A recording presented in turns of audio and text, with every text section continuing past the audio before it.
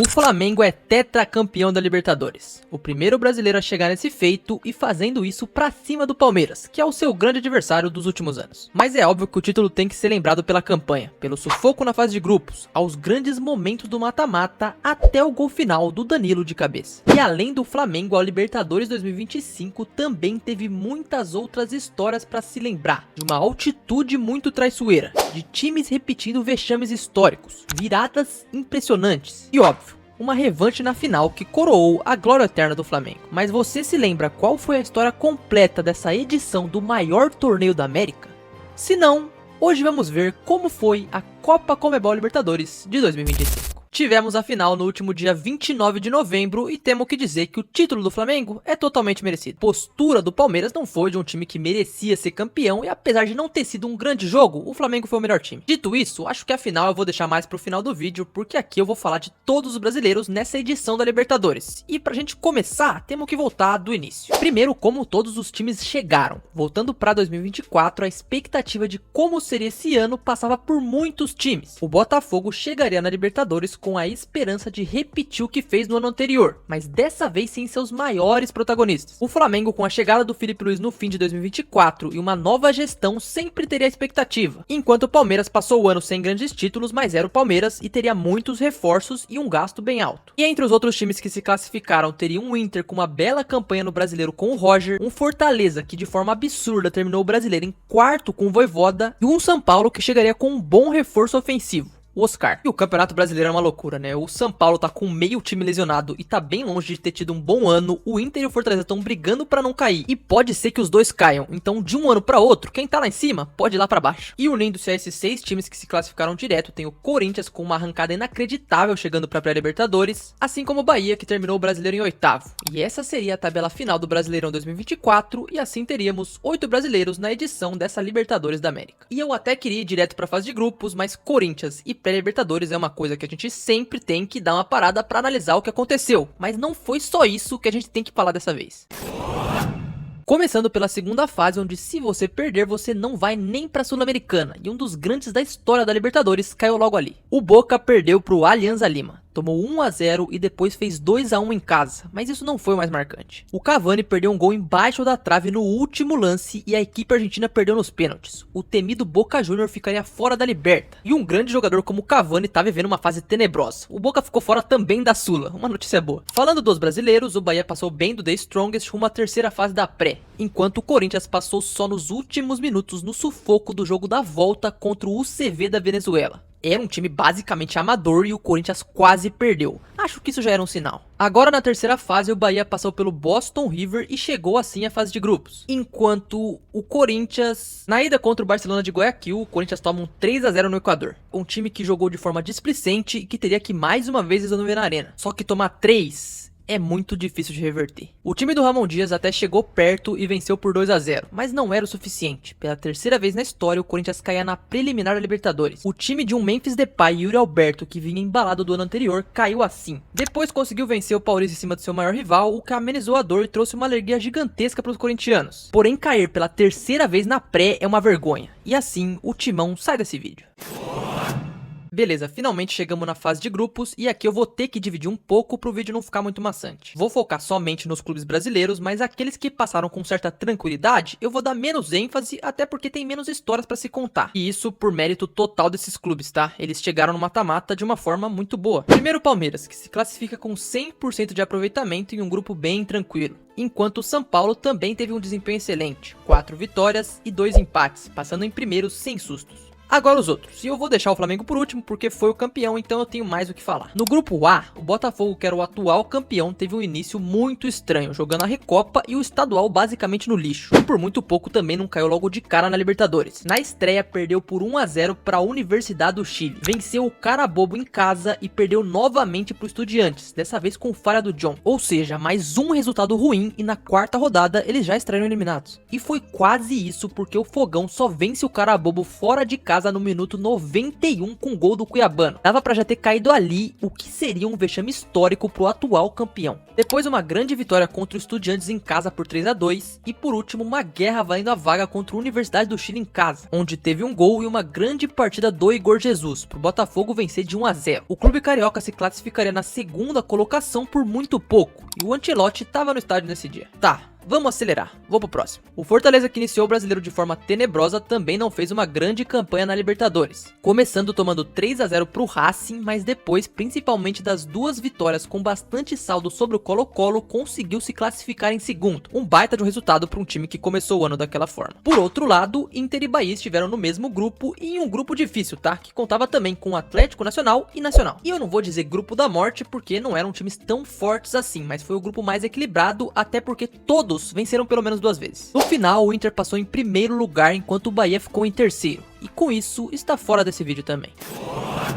Finalmente, o Flamengo. E não dá pra entender pelo time que o Flamengo tem, ele sempre sofrer na fase de grupos. Pode ser por uma confiança muito grande jogando contra times mais fracos, mas o fato é que sempre sofre, mas pelo menos sempre tem passado, então tá tudo bem. O ano do Flamengo começa com o time do Felipe Luiz muito forte e caindo num grupo simples na Libertadores. Não seria esperado que algo de ruim pudesse acontecer. Na estreia, pelo menos, o Mengão bateu o Táchira com o gol do grande Juninho Xereca, mas na segunda rodada perdeu por 2-1 pro estreante na Libertadores, Central Córdoba. Na terceira rodada, um empate fora contra a LDU e na quarta, de novo um empate. E de novo sem conseguir vencer o Central Córdoba. O Flamengo poderia ficar de fora. Central Córdoba é o campeão moral dessa Libertadores. Eles não perderam pro Flamengo. Enfim, nas últimas rodadas, seria vencer ou vencer. Contra a LDU, o Flamengo venceu por 2-0 com gols de Léo Ortiz e Luiz Araújo. E contra o Deportivo Táchira, na última rodada, um sofrimento gigantesco. Gol salvador do Léo Pereira no minuto 66. Mas no último lance, quase que o título do Flamengo já acabou ali. Numa defesa do Rossi, o Táchira quase conseguiu o empate. E o Flamengo quase que ficaria de fora. Não era o melhor resultado se classificar em segundo, mas o Flamengo teria passado. O grande problema mesmo seria ter que sempre resolver fora de casa, o que teria que ser sempre com um mental muito bom. E diferente da maioria dos anos, o tempo de espera entre fase de grupos e oitavas de final teve algo muito relevante no meio, o Super Mundial, onde os brasileiros foram muito bem, mas muitos elencos passaram por grandes mudanças, e inclusive os dois que seriam os finalistas, então a gente tem que passar por isso. Do lado do Palmeiras, teve saída de jogadores como Richard Rios e Estevão. O Botafogo, por sua vez, perdeu o grande nome do ano, que era o Igor Jesus, enquanto no Flamengo teve a saída do Gerson pro Zenit. Que esse cara deve estar pensando na Rússia agora, né? Meu Deus do céu. Até porque a saída dele não fez tanta diferença. No próprio Mundial chegava o Jorginho e depois disso um pacote com Saul,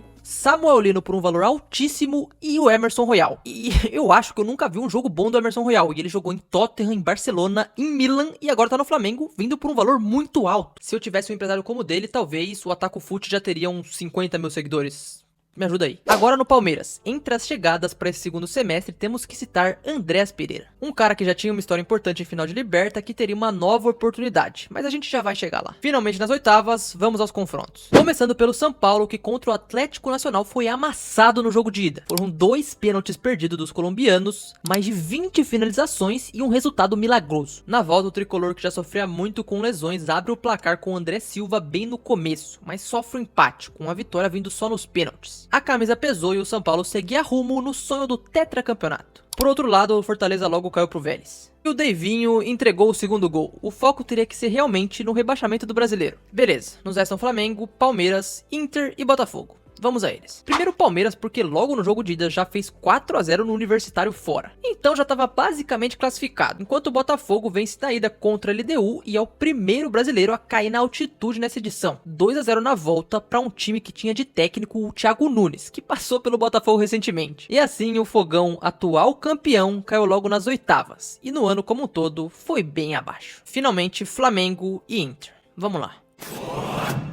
No jogo de ida, num escanteio, o Flamengo vence por 1-0. Mas no Beira-Rio, o Inter teria total capacidade, a torcida foi junto e aconteceu o que aconteceu. E a cidade se mobilizou. Não seria dessa vez que o Flamengo passaria, só que antes do jogo, o papel picado tomou o gramado e impediu que o jogo começasse. E assim, todo o ambiente que seria criado acabou não acontecendo, e o Flamengo foi muito sólido nesse dia. A dupla de meio-campo europeia com Saul e Jorginho fizeram uma partidaça. O Arrasca, que foi o grande jogador do torneio, fez o primeiro gol e o segundo veio do naquele jogo reserva Pedro. E o Flamengo poderia relembrar de 2019, passando no mata-mata vencendo o Inter no Beira-Rio. Um roteiro conhecido. Vamos organizar. Botafogo, Inter e Fortaleza caíram logo nessas oitavas, enquanto Flamengo, São Paulo e Palmeiras disputariam para ver quem dos três seria o primeiro brasileiro tetracampeão da América. Isso contando também que São Paulo e Palmeiras estavam de um lado da chave e o Flamengo estava do outro. Aproveitando, eu acho que é importante eu falar dos outros times que se classificaram dos outros países, porque eles são figuras importantes, claro. Na Argentina, tanto o Racing quanto o Estudiantes eram colocados no mesmo nível dos brasileiros, o que é meio absurdo. Fora isso, também tinha o River Plate, que tem que ser sempre respeitado, e a LDU, que com o Thiago Nunes já tinha eliminado o Botafogo e não era um time que dava para menosprezar, principalmente na altitude. E foi essa altitude que tornou a vida do São Paulo extremamente difícil. Com 15 minutos do primeiro jogo, 1 a 0 para a LDU. E no final do segundo tempo veio o segundo. A volta no Morumbi teria que ser mágica para o São Paulo. Eles teriam que reverter esse placar. Eu tenho que dizer que a história do São Paulo esse ano tem que ser estudada, porque eu nunca vi tanto jogador lesionado. E a ideia era ter Lucas, Caleri, Oscar e Luciano juntos. Isso nunca aconteceu, porque sempre pelo menos 2 desses estavam machucados. A torcida do Tricolor colocaria mais de 50 mil pessoas na volta no Morumbi, mas o jogo não saiu como esperado. O time equatoriano soube se segurar e numa falha ridícula do Bobadilla saiu o gol da LDU. E o São Paulo, que foi o primeiro tricampeão, teria que assistir de casa o primeiro brasileiro tetracampeão. No jogo das quartas do Palmeiras, por sua vez, eles seguiam forte. Clima de Libertadores na Argentina, que o clube se acostumou a jogar e a gente viu isso no aquecimento. Gol do Gustavo Gomes no início e a dupla Flaco Roque entrou em ação depois. Resultado final, 2 a 1 na ida. O Vitor Roque estava numa fase meio estranha com a mãe dele e na volta foi um jogo que até deu certo susto, mas no final deu Palmeiras. O River abriu o placar logo no começo e deixou o confronto embatado, mas o segundo tempo começou com um empate no gol do Vitor Roque. E depois, passando dos 90, mais 2 gols do Flaco Lopes. Vencendo os 2 jogos, o Palmeiras estava na semis. E como eu falei, o Estudiantes seria considerado um time forte e eles seriam um adversário do Flamengo. Inicialmente parecia que ia ser um show rubro-negro, já que com 9 minutos de jogo já estava 2 a 0, mas foi só isso, porque o terceiro nunca veio. Até que chegamos no minuto 82, onde tivemos a polêmica expulsão do Plata. Ou melhor, mais uma vez a Conmebol fazendo sua graça. Algo tão claro que o cartão foi anulado pro jogo da volta, mas não deixou de ser um ponto importante naquela partida, já que o gol que diminuiu do Estudiantes veio depois disso, e um 2 a 1 para resolver na Argentina não era tão simples assim. Mesmo assim, na casa do Estudiantes, o Flamengo conseguiu se segurar muito graças ao Rossi, mas chegou a tomar um gol e nos pênaltis o goleiro do Flamengo pegou 2, e o time estaria classificado e salvo mais uma vez. E nas semifinais o cenário era o seguinte: Palmeiras enfrentando a altitude contra a LDU, enquanto o Flamengo teria que bater o Racing, sendo o segundo jogo fora de casa. E a gente já vai passar por esses 2 jogos, mas antes disso eu vou parar aqui pra pedir pra você deixar o seu like e se inscrever aqui no canal. Tô com o objetivo de bater 20 mil inscritos até o fim do ano. Não sei se vai dar, mas se você me ajudar, pode ser que a gente tenha uma chance. Pra continuar, eu acho legal a gente entender a rivalidade entre Palmeiras e Flamengo, porque ela tem muitas camadas nesse ano. Enquanto o Flamengo oscilou mais na Libertadores, no ano em si, ele foi mais consistente. Enquanto do lado do Palmeiras foi o contrário, porque foram muitos altos e baixos e a torcida pediu a cabeça do Abel praticamente o ano inteiro e tá pedindo ainda agora. E eu até entendo de certa forma, porque sim, essa final foi bem abaixo e a política do cabeça fria chutão pra frente deve incomodar muito. Mas por outro lado, o time disputou todos os títulos do ano. Acredito que o problema maior seja todo o gasto que se teve em muitos jogadores e pelo comportamento do Abel, que já tá num desgaste muito grande. Parece ser um fim de um ciclo de certa forma. Mas ele deve continuar, enfim, isso quem sabe é a Leila e agora a gente tem que ir para semifinais. Dessa vez vamos começar pelo Flamengo. No jogo de ida contra o Racing, um jogo muito tenso, chegando a ter um gol anulado do Samuel Lino, que teria sua redenção já que vinha sendo muito criticado, mas ele não valeu. Quem decidiu mesmo foi no minuto 88, outro jogador contratado no meio do ano, que virou um xodó da torcida porque é um baita de um jogador. Na volta, a festa linda da torcida do Racing, mas mais uma vez o Flamengo soube sofrer. Pra mim, o melhor ponto do Felipe Luiz nesse time é o setor defensivo, porque é muito bom. Do meio pra frente é óbvio, você tendo o Arrascaeta, que é um craque, você tendo o Pedro, que é um baita de um camisa 9, e os pontas que o Flamengo tem, é óbvio que o time vai ser bom, mas a defesa também é uma base que sustenta tudo isso. Nesse jogo da volta, uma baita partida do Léo Pereira, por exemplo, e o Plata, viciado em expulsão, conseguiu ser expulso de novo, dessa vez de forma justa. Mas o Flamengo do Rossi conseguiu o 0 a 0 em Avejaneda. Os cariocas chegavam à quarta final em 6 anos, podendo conquistar o tetracampeonato. Agora o Palmeiras, que teve uma história legal. Primeiro vamos lembrar que as semis foram logo depois do confronto entre Palmeiras e Flamengo no Brasileiro, com o time paulista sendo derrotado. Depois veio o jogo do Equador e um dia tenebroso para os palmeirenses. Só no primeiro tempo já saiu 3 a 0 para a LDU, um resultado extremamente positivo para os equatorianos do Thiago Nunes, que teriam a volta na mão. Teve também todos os memes do Carlos Miguel, porque ele tomou 6 gols em 2 jogos, mas como disse o Abel, a volta no Allianz seria uma noite mágica, e realmente foi uma noite mágica. 1 a 0 veio logo com 20 minutos no gol de Ramon Sousa na assistência de Alan, e antes de virar para o segundo tempo já estava 2 a 0. Na segunda etapa entrou Rafael Veiga, decisivo que é, com 68 minutos fez o terceiro gol, pênalti para o Veiga bater, e assim o quarto gol